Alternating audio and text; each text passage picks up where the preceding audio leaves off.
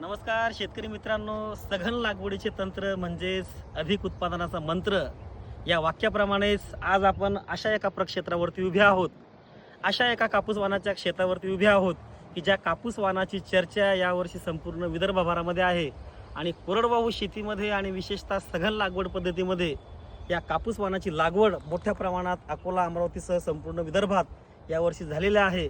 असा कापूस वाण म्हणजे हा विजेता 858. शेतकरी बंधूंनो, ओळीतील अंतर आहे 3 फूट, 2 झाडातील अंतर आहे 9 इंच म्हणजे पाऊण फूट. म्हणजे एका एकरमध्ये 5 पॅकेट साधारणतः लागवड झालेले आहेत.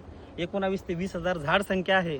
परंतु कोरडवाहू शेतीमध्ये सघन लागवड पद्धतीमध्ये ज्यावेळेस आपण झाडांची संख्या वाढवतो त्यावेळेस आपल्याला एक काळजी घेणं गरजेचे असते. ती काळजी म्हणजे झाडाची वाढ मर्यादित ठेवणे. आणि आता या कपाशीचं वय सध्या आहे 55 ते 60 दिवस.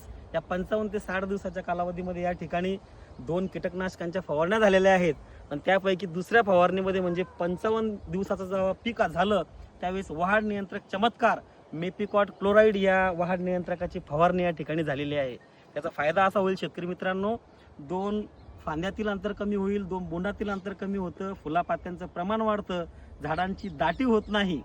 त्यामुळं आपल्याला सघन लागवड पद्धतीमध्ये आपल्याला उत्पन्न घ्यायचं असेल, शाश्वत उत्पन्न घ्यायचं असेल तर वाढ नियंत्रकाच्या फवारण्या टप्प्याटप्प्यात घेणं गरजेचं आहे.